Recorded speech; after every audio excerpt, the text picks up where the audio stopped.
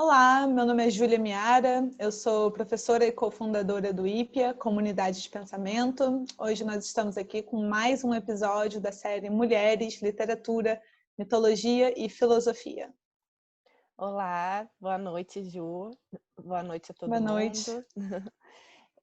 Eu sou Viviana Ribeiro, professora e cofundadora do IPEA, Comunidade de Pensamento. Hoje nós vamos conversar um pouquinho sobre uma temática, mais do que nos outros episódios que a gente tem conversado sobre personagens. Hoje nós vamos conversar sobre uma temática que é muito presente na literatura escrita por mulheres, que expressa, na verdade, uma questão que atinge a todas nós mulheres ao longo de décadas, de séculos, de muitas eras na nossa existência sob uma sociedade patriarcal, que é a questão da educação. A questão do desejo pela educação, desejo pelo acesso aos livros, um desejo pela possibilidade não só de ler, mas também de escrever. E, e essa barreira que tem sido imposta ao longo de tantos séculos, ao longo de todos os tempos, a muitas mulheres, a mulheres de várias localidades, de vários espaços-tempos. E essa questão da educação, desse desejo muito forte pela educação, aparece como uma marca. Eu acho que se eu pudesse, ali um pouquinho na discussão que a Ana Cristina faz, quando ela fica investigando se existe algum tema que seja um tema de mulher, ou um tema que a gente possa colocar um carimbo de uma marca de um tema da escrita das mulheres, eu acho que eu colocaria essa marca ou esse tema como um tema de mulher, pensando exatamente nessa literatura contemporânea, em que a gente tem acesso a muitos livros publicados por mulheres. Eu acho que eu colocaria essa marca na questão da educação. E essa questão da educação, a questão da impossibilidade de ter acesso à educação, a questão da forma patriarcal, dessa estrutura patriarcal que coloca a mulher nesse lugar em que a sua única possibilidade de vida e maior ambição de vida acontece dentro da seara privada, dentro de uma seara familiar, dentro do casamento, dentro da criação de filhos, dentro do cuidado dos maridos e do sustento da família. Ao mesmo tempo, essa circunstância, que é uma circunstância real e que nos atravessa até hoje, até nós, chega até nós, essa circunstância ela sempre vem com o seu duplo muito expresso na literatura contemporânea, relativo a esse desejo pela educação. E todas as cambalhotas e todos os desvios que nós mulheres fazemos para alcançar esse lugar da educação, do ensino, dos livros, da literatura. Então, por exemplo, são inúmeros exemplos que aparecem na literatura contemporânea. A gente tem Helena Ferrante com as suas personagens, a Lili Lenu, que tem toda aquela questão sobre a educação das crianças, que naquela circunstância ali da amiga genial numa Nápoles pós-Segunda Guerra, era uma educação que muito restrita para meninos e meninas, mas para meninas ainda mais. Então a gente tem essas personagens, a Lenu, que consegue sair do seu... consegue promover um escape ali do seu lugar de opressão a partir da educação, a partir da continuidade dos seus ensinos, da sua educação, não só primária ou secundária, até chegar atingir a educação universitária.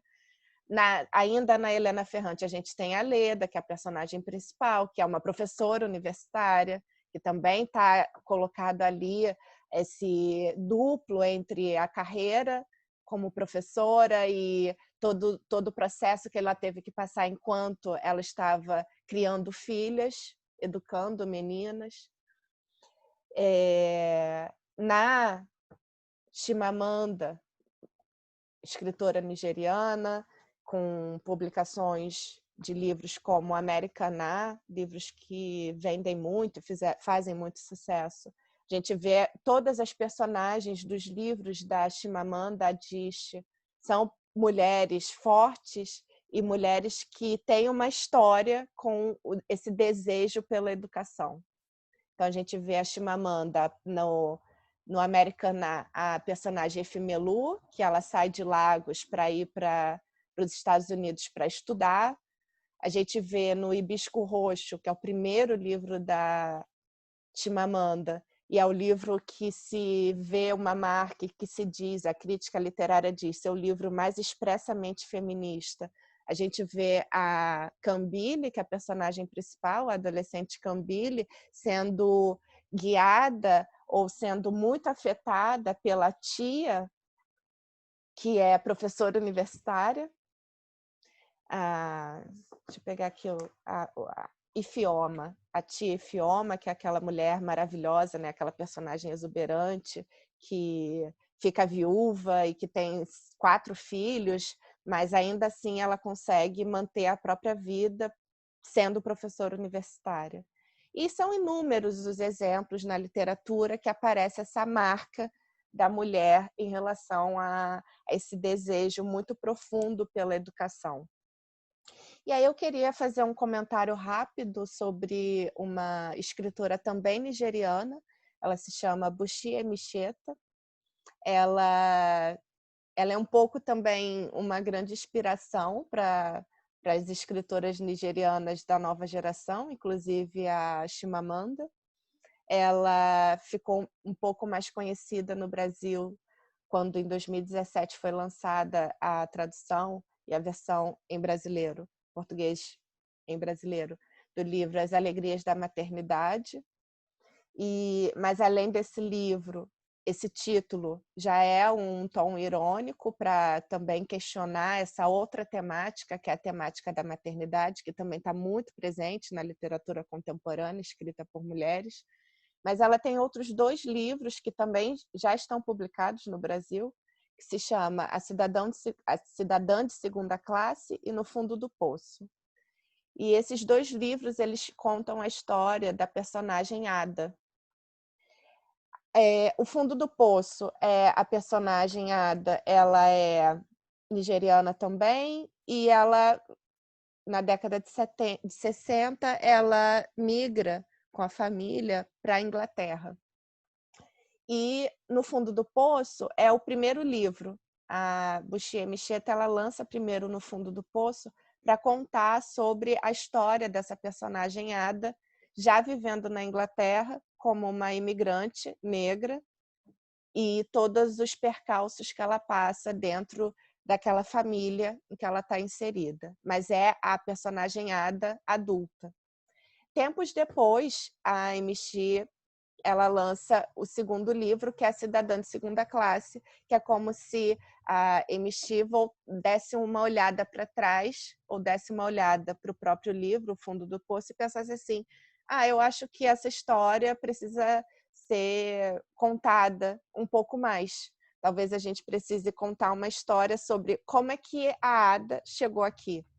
Então, A Cidadã de Segunda Classe conta justamente sobre esse período em que a menina Ada, o livro começa com a personagem Ada com 8 anos e trazendo todo o seu percurso e a sua não formação até chegar na mulher Ada, no fundo do poço. E essa personagem Ada, ela começa então a trajetória dela no livro Cidadã de Segunda Classe começa quando ela tem 8 anos e começa com ela dizendo assim, eu tenho um sonho. E aí a gente vai percorrendo o caminho para descobrir qual é o tal sonho da Ada. E o sonho da Ada era estudar. E ela tem um irmão que obviamente, vai para a escola, embora ali onde elas viviam também se repete o tema, o que aparece na Helena Ferrante, dessa que não está estabelecido, que todo mundo tem direito e acesso à educação, mas os meninos com certeza têm, e para as meninas é um caminho muito mais tortuoso. O irmão dela, então, vai para a escola, os pais são pais pobres, mas que se esforçam para pagar pela educação do filho, homem, e a menina Ada não.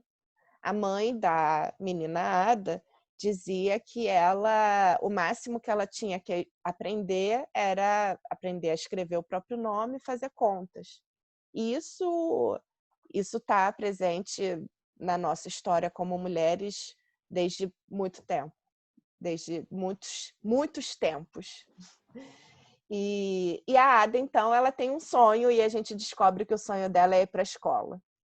E o livro abre justamente com essa informação sobre esse desejo dela, sobre esse sonho pela escola, e se segue imediatamente por uma travessura que ela aprontou. Um belo dia, ela foge de casa sem a mãe saber.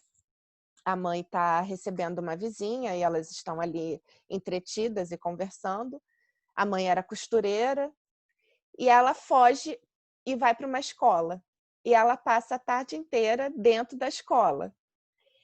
E quando ela e ela queria morar na escola. Até que ela recebe a informação de que a mãe dela está sendo torturada pela polícia, porque quando a mãe dela se deu conta que a filha tinha sumido, tinha desaparecido de casa, a polícia foi atrás da mãe, porque é a responsabilidade da mãe saber onde estava a filha. E se ela não sabia onde estava a filha, ela deveria ser punida. Então a Ada tá lá felizona dentro da escola, resolve morar lá para sempre, até que ela descobre o que está acontecendo. E ela sai correndo e volta para casa um pouco para salvar a mãe. O marido, o pai, pede pelo amor de Deus para que os policiais parem com os procedimentos de tortura e tenta dizer que foi um acontecimento fora do controle, que simplesmente a criança sumiu. E de repente, então, a Ada aparece para salvar a mãe dessa tortura ali policial. E aí os pais dela morrem, ela continua sendo, então, essa mulher, essa menina que vai perseguir a educação e sempre estando impossibilitada de conseguir, de alcançar, dentro daquela estrutura patriarcal, que não é uma circunstância singular da Nigéria, mas é uma circunstância que atravessa vários territórios. E ela, então, quando os pais morrem, ela vai viver com os tios, e os tios também não querem que ela estude, até que ela finalmente se casa, porque ela tinha esse ímpeto e esse desejo incontrolável por conseguir estudar de alguma forma. Ela se casa e ela começa a trabalhar numa biblioteca. E ela vai pagar os estudos do marido, que também é um abusivo, um homem muito ordinário, sendo homem, agindo como os homens agem dentro da estrutura patriarcal. E, enfim, aí esse é o momento que eles, então, fazem a migração para a Inglaterra. E aí chega no segundo livro, que é O Fundo do Poço. Mas dentro desse livro, da Cidadã da Segunda Classe, a gente então vai acompanhando essa saga da Ada por conseguir chegar na escola e conseguir se educar de alguma forma. E eu acho emblemático que a Bushie Micheta tenha colocado essa personagem para trabalhar dentro de uma biblioteca, porque assim, de uma certa forma, ela consegue ter acesso aos livros, consegue ter acesso à literatura. E é a partir desse lugar em que ela vai trabalhar, ela então começa a escrever. Então, essa personagem, a Ada, ela começa a escrever o seu livro E pelo próprio ambiente, então, que ela alcança, que é esse lugar do trabalho, como uma funcionária de uma biblioteca, ela começa a estabelecer relações com seus colegas de trabalho. Então, ela se abre para ela o mundo da literatura, o mundo dos livros, o mundo da escrita. E ela, então, escreve o livro e mostra para os amigos bibliotecários. E os amigos incentivam que ela publique o livro. E ela, isso já, o casal e a família está já em Londres. E ela tem vários receios na publicação do livro, são receios que a gente vê que se apresentam, talvez, para todas as mulheres que escrevem. A questão de escrever, de ter um desejo e uma conexão muito forte com a literatura, com a escrita, mas ainda assim, ainda quando conseguem ultrapassar todos os obstáculos para a escrita, de não ter um teto todo seu, de não ter tempo, de não ter espaço, de não ter dinheiro, de não ter uma história necessária anterior, de não ter incentivo social. Mesmo assim, depois de escrito, ela ainda fica emperrada num outro obstáculo, que é a vergonha de apresentar os escritos, de lançar os escritos para o mundo, de lançar o livro escrito para o mundo. E aí, nesse livro da Cidadã de Segunda Classe, tem esse trecho sobre a escrita desse livro, que é muito tocante e que eu penso que ele justamente é uma expressão de toda essa condição de impossibilidade que é lançada sobre todas nós mulheres, junto com o efeito paradoxal de não desistir, de continuar cativando esse desejo pela própria instrução e pela escrita.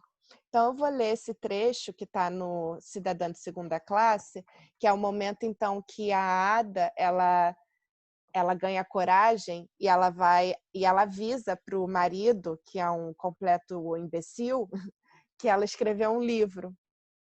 E aí, olha só o que acontece. Então, é um trecho do Cidadã de Segunda Classe, da Bushie Micheta. É assim. À noite, Ada contou a Francis sobre Dote de Esposa, que é o livro que ela escreveu. Mas ele respondeu que preferia assistir o santo na televisão, que eles haviam acabado de alugar. Ada insistiu, reclamou, disse que o livro era bom, que seus amigos da biblioteca haviam dito isso, que ele, por favor, lesse o livro. Falou que Bill achava que o manuscrito devia ser datilografado porque era muito bom. Então Francis disse: "Você sempre se esquece de que é uma mulher e negra. O homem branco mal consegue nos tolerar, a nós, homens. Isso para não falar em mulherzinhas desmioladas que nem você, que só pensam em amamentar os filhos." "Pode ser verdade", exclamou Ada. "Mas as pessoas leram e disseram que o livro é bom. Quero saber a sua opinião.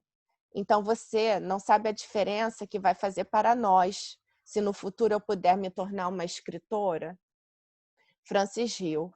Qual seria a próxima novidade de Ada? Uma mulher escritora na própria casa dele? Isso num país de brancos? Bem, Flora Nuapa é negra e escreve, provocou Ada. Vi livros dela em todas as bibliotecas onde trabalhei. Francis não respondeu a esse argumento. Não ia ler aquele lixo de Ada, e ponto final. Ada ficou muito magoada, mas não disse nada. Simplesmente recolheu seus cadernos, repletos de lixo, entre aspas, e os arrumou, com capricho, no lugar onde havia posto os livros que tomara emprestados da biblioteca naquela semana. Ia dar um jeito de economizar e comprar uma máquina de escrever, uma de segunda mão, dessas que são vendidas. e depois datilografaria tudo. Enquanto isso, deixaria os cadernos ali e iria em frente com as suas leituras. Pensar nisso tudo assombrava sua vida como um sonho ruim.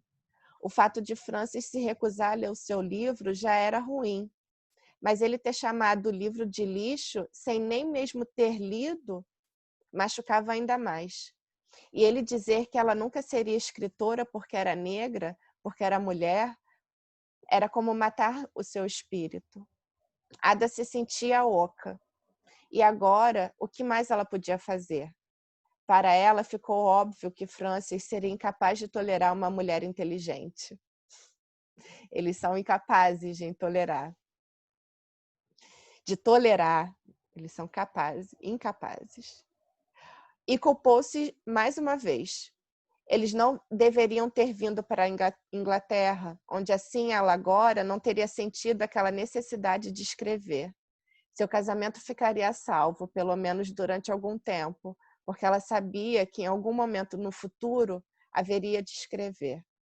Para ela, a atividade de bibliotecária era simplesmente um degrau que a aproximava dos livros que sonhava um dia escrever, quando estivesse com 40 anos de idade. Só que na Inglaterra, fora levada a começar quase 20 anos antes do momento previsto. Talvez seus livros só fossem publicados depois que ela tivesse 40 anos, mas sua primeira história já estava concluída. Agora era impossível recuar. Conhecer o sentimento de acabar uma história, provara da satisfação de ver outras pessoas lerem a sua obra e sentir um resplendor interno indescritível, ouvindo outras pessoas dizerem o quanto haviam gostado de ler o que ela escreveu. Peg disse: era engraçado, eu não conseguia largar, era cômico. Bill disse: só você e ninguém mais poderia ter escrito isso. Bem, agora era impossível recuar, precisava ir em frente. No sábado seguinte, deixou as crianças com Francis e deu uma fugida até o mercado para fazer as compras do fim de semana. Todo mundo dormia, Francis e as crianças, e não se deu ao trabalho de acordá-los. O dia estava úmido, as filas no mercado eram infinitas. Foi preciso entrar na fila para comprar carne, para comprar farinha de arroz, para comprar semolina. Até para comprar quiabo era preciso entrar na fila. Ada teve de parar aqui e ali e havia chuva. No fim, ficou feliz em correr para casa, toda molhada, mas com a sensação de alívio de saber que todas as compras haviam sido feitas bem cedo de manhã, antes das crianças acordarem. Ao se aproximar do patamar da casa deles, sentiu o cheiro de papel queimado. Correu para dentro, rezando para que Vicky, um dos filhos, não tivesse tocado fogo no quarto. Dentro, porém, viu que Vicky e os outros continuavam dormindo. Era Francis, em pé ao lado do fogão, quem queimava papel. Ele viu quando ela entrou, o rosto úmido pedindo uma explicação. Mas Francis continuou queimando papel. Eles raramente falavam um com o outro. Incapaz de continuar tolerando o cheiro por mais tempo, Ada teve que falar. E disse: mas Francis, você não podia ter jogado esses papéis que está queimando na lata do lixo, em vez de deixar o quarto com esse cheiro horrível? Fiquei com medo de você tirar tudo da lata do lixo, por isso precisei queimar, foi a resposta dele. Ada ficou curiosa, desconfiada, e seu coração bateu mais rápido. Que papéis são esses, Francis? O que você está queimando? Cartas? Quem escreveu? Francis, o que você está queimando? Por alguns instantes, Francis não respondeu, mas continuou queimando as páginas amassadas no fogão e observando os papéis queimados voarem sem vida pelo quarto, como pássaros negros. Intencionalmente bloqueava a visão de Ada, com as costas largas. Ada conhecia aquela atitude de Francis, ali, em pé, desafiando-a. Quando ele se virou, ela percebeu que já vira aquele sorriso triunfante no rosto dele antes, e se lembrou. Ver a Frances sorrir daquele jeito quando contava a ela como fora bem sucedido ao matar um macaco que pertencia a um amigo dele. O amigo conservava o macaco como um animal de estimação e como isso deixava todo mundo irritado. Frances então comprou veneno de rato, esfregava o veneno de rato num pedaço de pão e dava ao macaco. O macaco morreu, mas a sua agonia, contorcendo-se de dor, o grito lamentoso do pobre animal, proporcionaram a Frances um prazer inesgotável. Ele contava essa história a Ada muitas vezes, adornada com demonstrações macabras, que Ada nunca esquecera seu jeito de sorrir enquanto contava essa história. Havia outra história terrível que ele contava a Ada, sorrindo exatamente como estava sorrindo agora. Agora Frances estava com aquele sorriso nauseante no rosto, e Ada pressentiu que estava orgulhoso de algum feito heróico. Quando ele apanhou a última folha, ela viu, entre os papéis amassados, a capa alaranjada de um dos seus cadernos de exercício, onde ela escrevera a sua história. E a realidade explodiu em sua mente. Frances estava queimando a sua história. Já queimara toda ela. A história na qual estava apoiando o seu sonho de se tornar uma escritora. A história que ela ia mostrar aos filhos, Titi, Vicky e Bubu, e a pequena Dadá, quando eles crescessem. Ela ia contar a eles. Ela diria: vejam, escrevi isso quando eu era jovem, com a minha própria mão e na língua inglesa. E tinha certeza de que todos iam rir e de que os filhos deles também iam rir e dizer: ah, vovó, você é tão engraçada. Então ela disse a Frances, numa voz sumida e cansada: Bill falou que essa história era minha criação, era meu filho. E você me odeia a esse ponto? A ponto de matar o meu filho? Por que você fez isso? Eu fico muito emocionada quando eu leio esse trecho. E eu vejo tantas vozes de tantas mulheres que ecoam nessa história. E não só as mulheres ficcionais ou as personagens da história, mas mulheres como nós, que escrevemos e não publicamos, que ainda que a gente não seja violentada nesse nível tão real e concreto de ter os papéis queimados, mas a gente o tempo inteiro é violentada de forma simbólica, como papéis queimados. Então, bom, é preciso dizer que depois desse episódio ela se divorciou do Francis e ela então vai tentar viver sozinha. E aí justamente esse é o fundo do poço, que ela vai viver num prédio de assistência social na Inglaterra, tendo que cuidar dos filhos, mas ainda assim, mesmo com todas essas dificuldades, é nesse momento, depois que ela se separa, que ela consegue continuar trabalhando para sustentar a si mesma e aos filhos e consegue estudar finalmente. Consegue finalmente entrar na universidade. Então, eu queria não só falar um pouco dessa escritora, que é a Buchier Mecheta, que é tão importante, eu acho que ainda é pouco conhecida por nós aqui no Brasil, mas também pegar um pouco desse tema para a gente conversar um pouco sobre isso.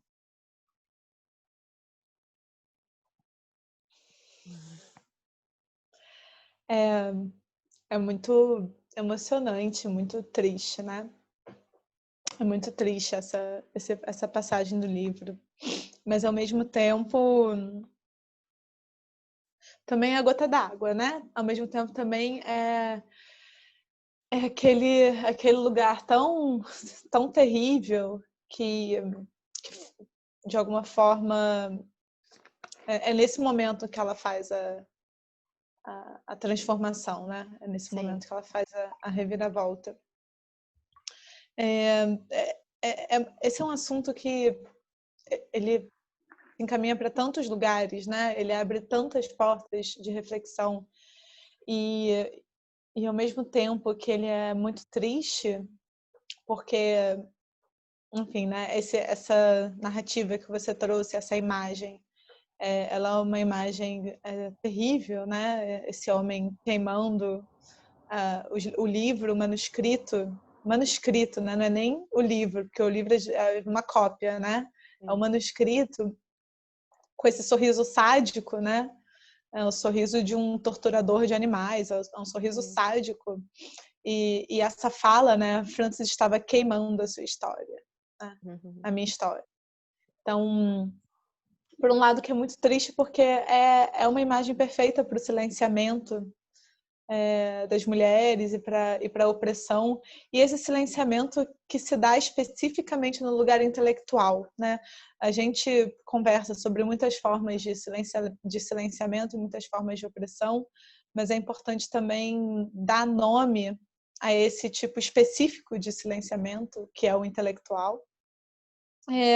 Mas é o que vai também, de alguma forma, se opor a esse desejo de estudar, vai se opor a esse desejo de escrever, né? E essa oposição vai ser tão frontal nesse momento que vai forçar uma interrupção, né? Vai forçar uma separação. E eu penso que, enfim, sobre essa questão do silenciamento intelectual, principalmente, sempre me lembro, claro, difícil não lembrar da própria Virgínia, né?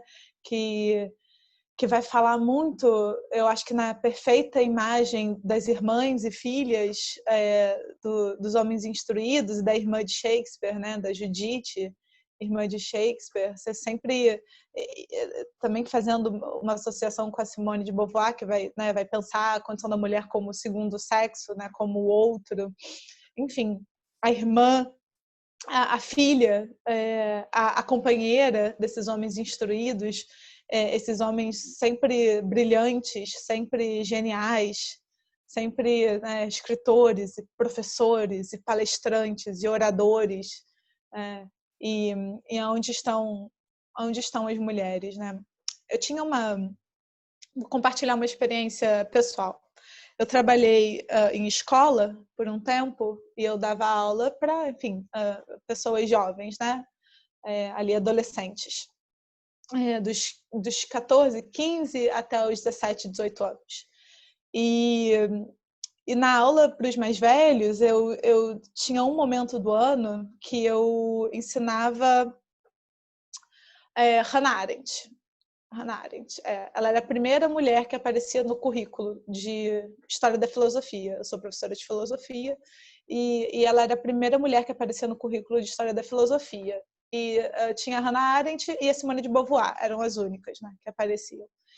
E eu começava toda aula, né, eram 2 aulas só no ano inteiro, né, 2 aulas dedicadas às mulheres. E toda aula que eu começava da Hannah Arendt, no caso, que era a primeira que aparecia, eu começava a aula perguntando. Eu botava um nome no quadro, escrevia Hannah Arendt. E aí eu botava a matéria no quadro e perguntava: tem alguma coisa de estranha nesse quadro? Tem alguma coisa de diferente nesse quadro? Aí sempre alguma menina reconhecia e falava: é uma mulher. Isso é estranho, né? Isso é diferente. A gente não estuda as mulheres na escola, praticamente, né? A gente não estuda as mulheres, a gente não estuda. E eu falei: exato, é isso. E aí eu sempre começava a aula com essa pergunta: onde é que estão as mulheres? Por que nós não estudamos as mulheres? Onde elas estão? Onde é que estão as mulheres filósofas? Onde elas estão? Né?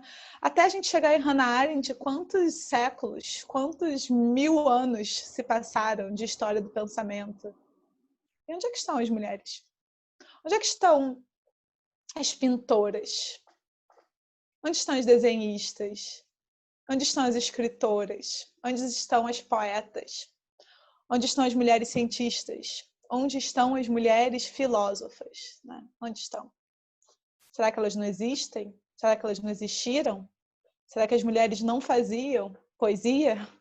Não escreviam? Não pensavam? Não faziam filosofia? Não pensavam o mundo? Não faziam ciência? Onde estão essas mulheres? Será que não? Será que nós, mulheres, não fazíamos isso?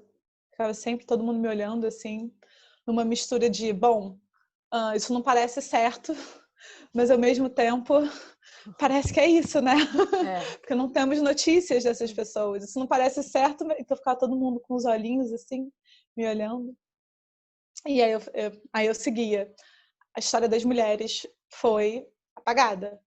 A história das mulheres foi deliberadamente apagada. É claro que nós existimos como escritoras, pensadoras, cientistas, poetas, filósofas, pintoras. Claro que existimos. Claro que existimos. E aí sempre citava a Virgínia também, né? Todo anônimo da história. Com certeza. Era uma Certamente mulher. era uma mulher. Todo anônimo da história era uma mulher, né? E quando Francis, né, queima a sua história, essa é uma metáfora muito poderosa, porque ele não é uma imagem muito poderosa, porque ele não só está queimando literalmente o manuscrito, como ele está apagando o percurso de desbravar, né, esse percurso dessa conquista intelectual e desse desejo de escrever dessa mulher, né? Então é um apagar da história dela, no sentido de apagar o manuscrito, mas é mais uma pecinha no apagar da história das mulheres, né? No queimar. Queimar é uma imagem poderosa, né? Porque a gente também lembra, né, das mulheres que queimaram nas fogueiras, né? Então é o apagar a história das mulheres, os corpos das mulheres, é um apagar deliberado e contínuo e é algo que a gente, em muitos sentidos, eu vejo que a gente não superou, né? No momento, eu vivo na Europa e converso com as pessoas e as pessoas olham para mim assim, como assim, né? Você está estudando... As pessoas não, os homens. Né? Os homens olham para mim, as mulheres concordam, às vezes elas não falam nada, mas elas ficam me olhando assim, tipo, isso, vai lá, fala alguma coisa. Mas às vezes os homens, como assim, né? Você está estudando feminismo, do que você está falando? Não existe mais opressão de gênero, né? E eu vejo que essa formulação já é um silenciamento. Como assim isso que você está estudando, que não serve para nada? Né? Como assim isso que você está falando, isso que você dedica a sua vida, isso sobre o que você escreve, isso o que você, mulher, faz? Como assim você está fazendo isso? Isso não serve para nada, né? Olha só como temos poetas brilhantes, filósofos brilhantes e outras pessoas pensando outras coisas que não são as coisas que vocês, mulheres, estão pensando. E essas pessoas, sim, são brilhantes. Vocês são queridas, né? Vocês são irmãs de homens brilhantes, companheiras de homens brilhantes, filhas de homens brilhantes. Então, a gente sempre, né, a gente comentou outro dia um pouco sobre o episódio da Safo, e às vezes a gente recorre a Safo muito nesse lugar da questão do amor, o amor homoafetivo, o amor lésbico, né? E a sensualidade da poesia da Safo, mas o que talvez a gente às vezes esqueça é que a Safo, ela não era só uma mulher que escrevia, né? Como se isso não fosse suficiente.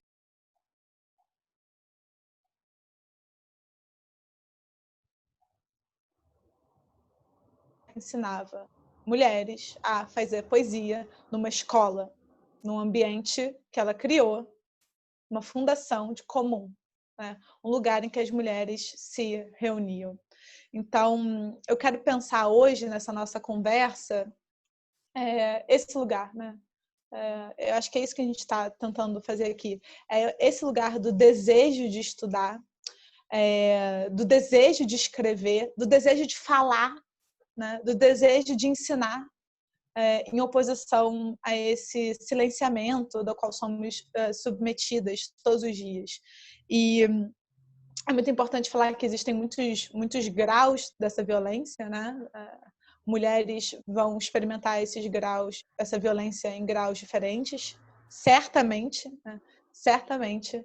mas todas nós experimentamos essa violência e eu acho que a grande questão talvez seja um processo de desnaturalização dessa violência, porque às vezes ela não é sutil, mas a gente se acostumou, né? Ela foi normalizada tanto que a gente internaliza. Então eu escuto mulheres falando, eu não mereço, né? Eu não mereço isso, eu não tenho coragem, eu não ousaria, né? Eu não ousaria publicar o meu livro, eu não mereço, enfim, determinado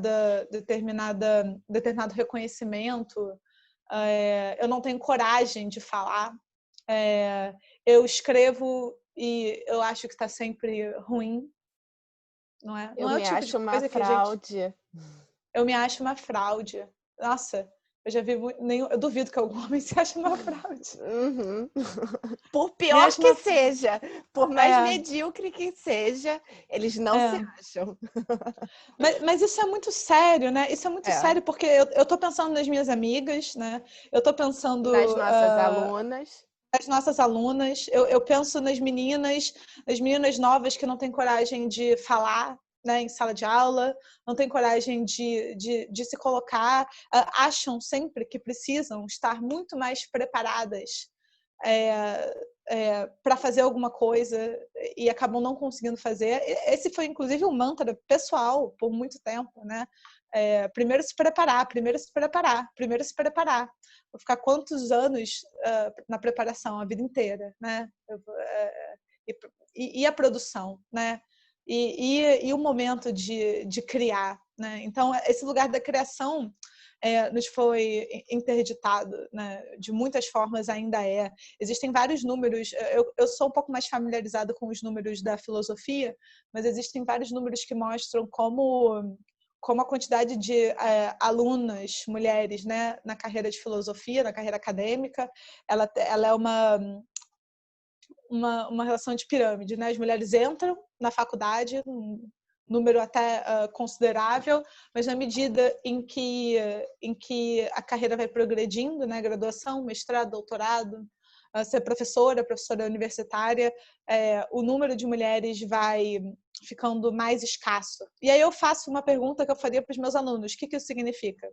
Que as mulheres são incapazes de perseguir a carreira acadêmica? É isso? É assim que a gente vai olhar para esses dados, né? O que está em jogo aqui? A questão é, o que está em jogo aqui? Por que as mulheres elas são frequentemente interditadas dos lugares de expressão intelectual, dos lugares de estudo, dos lugares de ensino? Pensando esse lugar de estudo e ensino, eu lembro a primeira reunião de professores que eu tive, professores de filosofia. Depois isso mudou, né?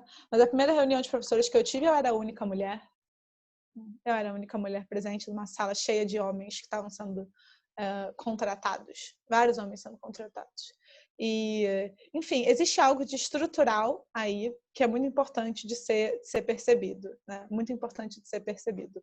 Agora, a gente vive, né? Você trouxe uma narrativa sobre uma mulher imigrante negra que escreve.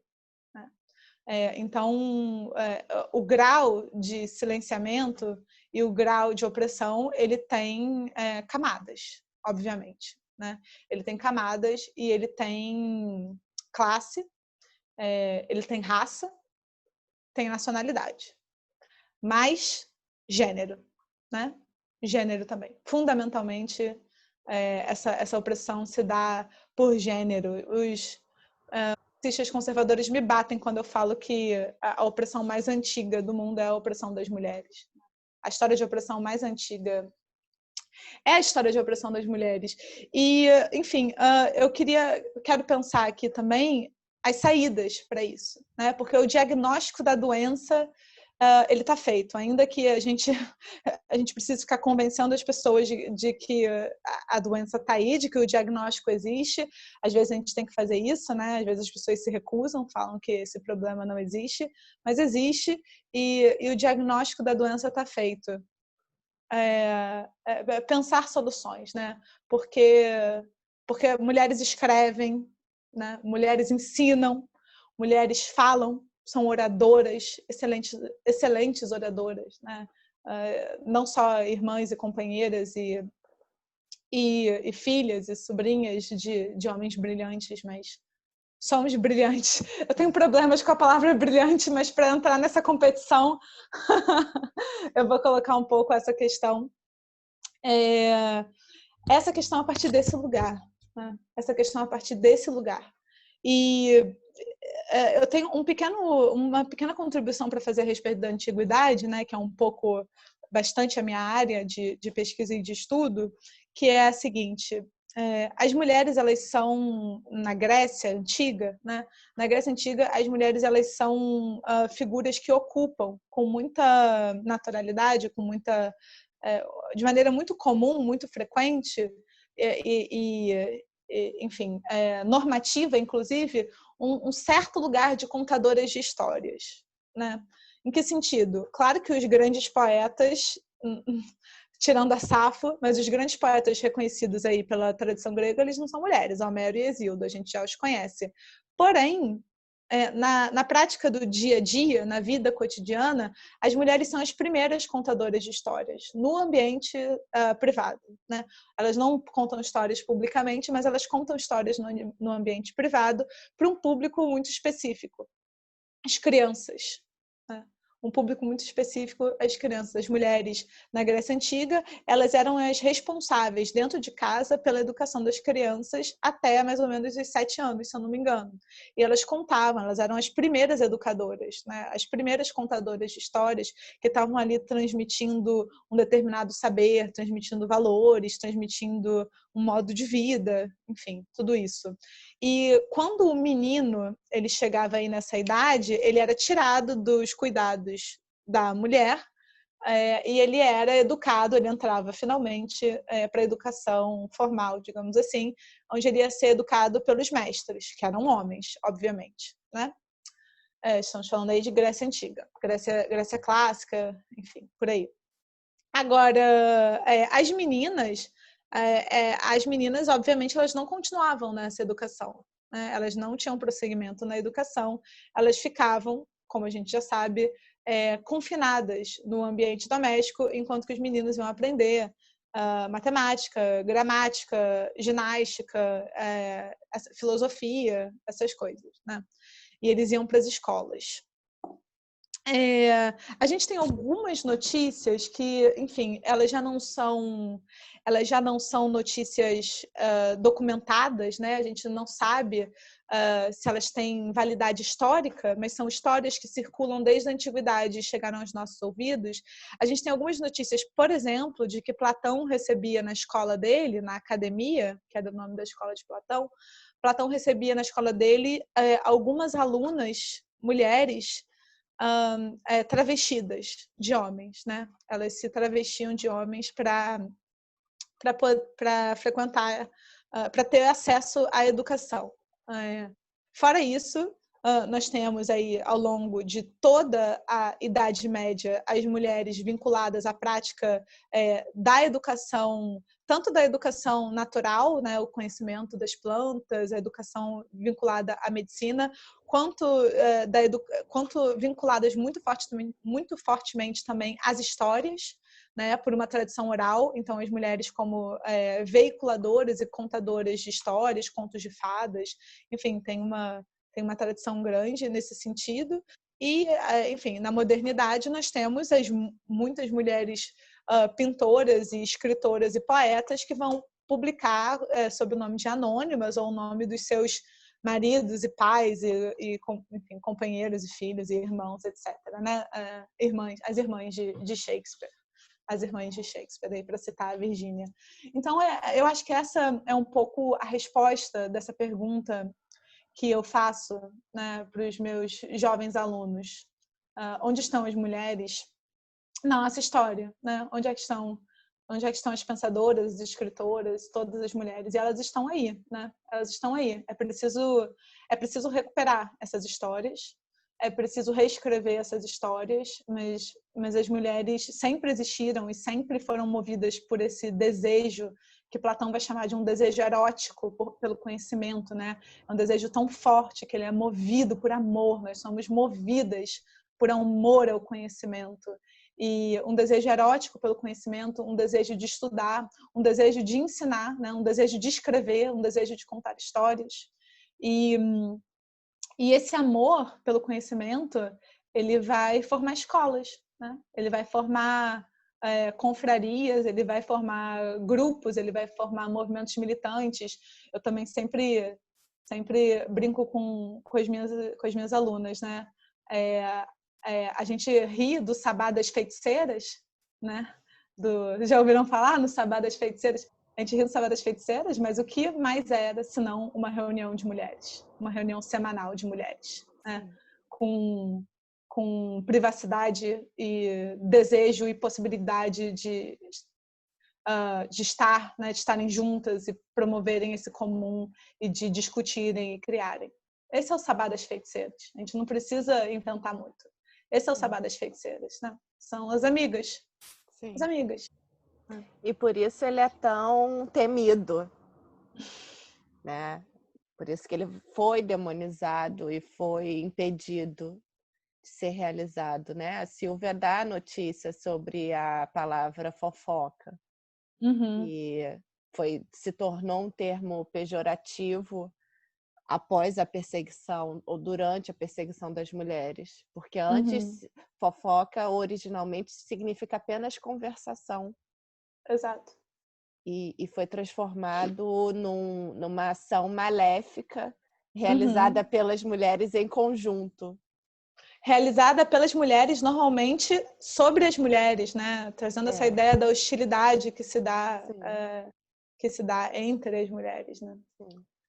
Pois é. Agora, é preciso também pensar um pouco que na nossa condição enquanto escritoras, pensadoras e professoras hoje, né? Enquanto buscadoras de conhecimento e desejantes desse conhecimento, né? Filósofas, né? As que amam a sabedoria, que amam esse construir do pensamento. É preciso pensar também a nossa condição hoje nesse lugar e os muitos impedimentos ainda que existem nesse lugar, né? Principalmente trazendo para dentro da questão gênero, classe e raça, né? Como elementos que precisam ser colocados em consideração. Sim, sim. Bom, a gente, como a nossa experiência, né? Primeiro como acadêmica, a gente sabe por onde que passa. E é uma experiência que vai ter gradações de dificuldades dependendo se você é mais pobre, se você é mais preta, se você tem filho ou se não tem filho, né?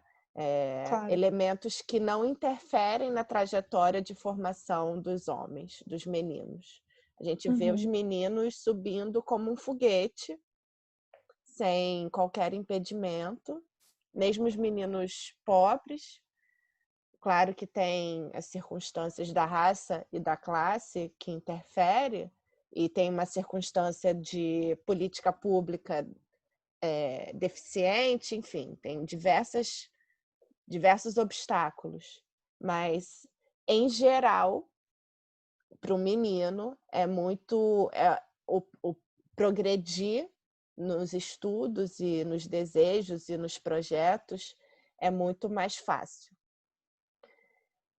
E então, primeiro, nesse lugar da academia, né? A gente sabe, mesmo estando lá, as dificuldades que a gente passa todos os dias, de silenciamento, de desafio, de ser colocada em xeque, de ter o espaço para falar.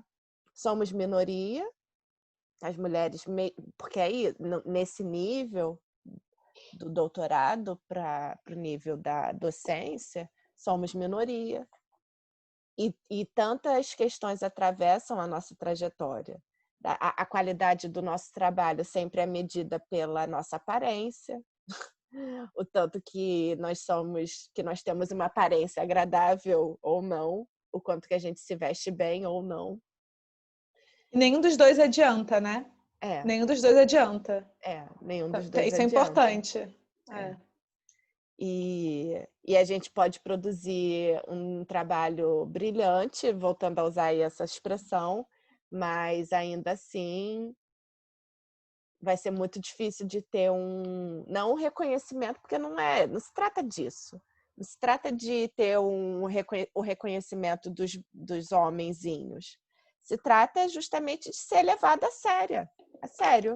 Se trata de ter um lugar, né? Foi produzido um tipo de trabalho, um trabalho sério, que deve ser discutido, debatido, conversado e levado a sério. Porque quando vem com esses outros argumentos de que é bonita ou se veste bem, isso não importa. O que importa bom, foi feito um trabalho brilhante ou uma tese, está aqui uma tese de 400 páginas. E os nossos colegas só conseguem dizer que a gente é bonita? Ou que não é? Ou que não é? Então, tem esse nível, e o nível, obviamente, o nível da docência, o nível da transmissão de pensamento, do lugar da transmissão. E, bom, vivemos sob uma sociedade patriarcal. A Virginia escreveu lá em 1929 que qualquer extraterrestre que pisasse na Terra hoje e visse o jornal, não teria dúvida de que vivemos numa sociedade patriarcal. 100 anos depois, continuamos vivendo sob as regras do patriarcado. Agora, é claro que tem as aberturas. É claro que o que me emociona, me toca e me influencia também, claro. Você falou uma coisa tão bonita antes da gente começar. As luzes da outra que me faz fazer alguma coisa. Sim. O que então, essas luzes das outras, elas existem.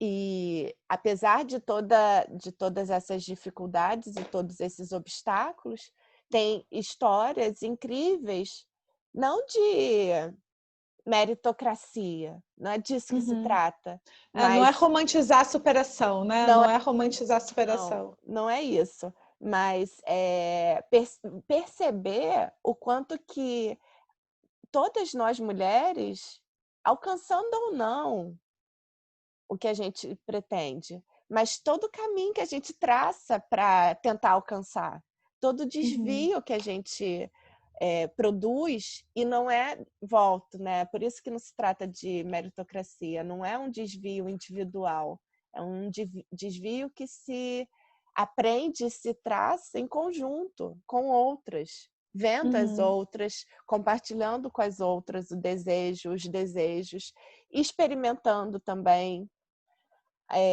Já que você lembrou da irmã de Shakespeare, essa grande personagem para a história das mulheres, eu me lembrei também de um momento que a Marilena Chauí, professora Marilena Chauí, recebeu um prêmio honoris causa pela Universidade de Brasília.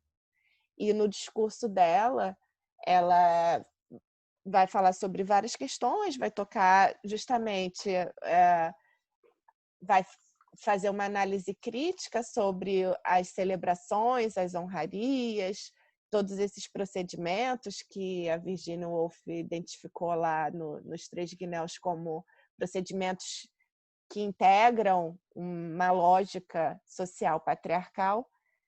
Ela vai fazer a crítica a esses prêmios e essas honrarias, mas ela diz assim: eu aceitei esse prêmio, né, doutor honoris causa pela Universidade de Brasília, também por um outro motivo, em nome de todas as irmãs de Shakespeare.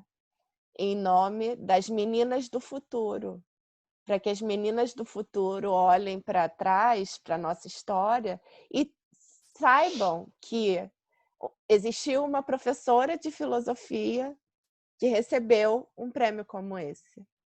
Então, cada mulher que, para além de todo o esforço, e é isso, não é romantizar, mas para além de todo o esforço na perseguição desse sonho, do sonho de ser escritora, do sonho de ser professora, do sonho de ser filósofa, cada mulher produz luzes para as meninas do futuro. Então, aí, essa é a grande questão.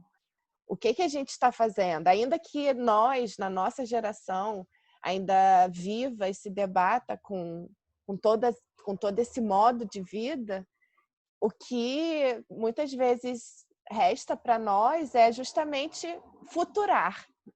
A nossa amiga Érica, professora Érica Itokazu, usa esse verbo, né? Futurar. Às vezes a gente, quando pensa na filosofia, quando a gente pensa na política, quando a gente pensa filosoficamente, pensa o pensamento filosófico político, muitas vezes a gente está futurando para as gerações do futuro, para as meninas e para as mulheres do futuro. Então, isso que, sim, a gente precisa se atentar, porque para além das histórias do apagamento, as sistemáticas histórias do apagamento, tudo que mulheres que vieram antes de nós e que estão do nosso lado também, o que elas estão promovendo, o que elas estão criando para produzir esse desvio diante dessas impossibilidades. E o quanto que o desejo é muito maior. Quanto que o desejo pelo estudo, pela literatura, pelo ensino, ele é muito maior do que os impedimentos e a história demonstra. Então, se eu tivesse uma taça, eu faria um brinde agora para que, enfim, ainda que talvez o nosso tempo de vida seja a luta, né? Sim. A luta, que a nossa geração, né, já não seja uma geração de anônimas, né? Sim. Que os nossos nomes estejam aí na Sim. história para as mulheres, para as meninas e para as mulheres do futuro. Sim. Acho que é a melhor forma da gente encerrar hoje. Sim. Sim. Obrigada, gente. Até o próximo domingo e vamos pensar em todas essas questões. Um beijo. Sim. Tchau, tchau.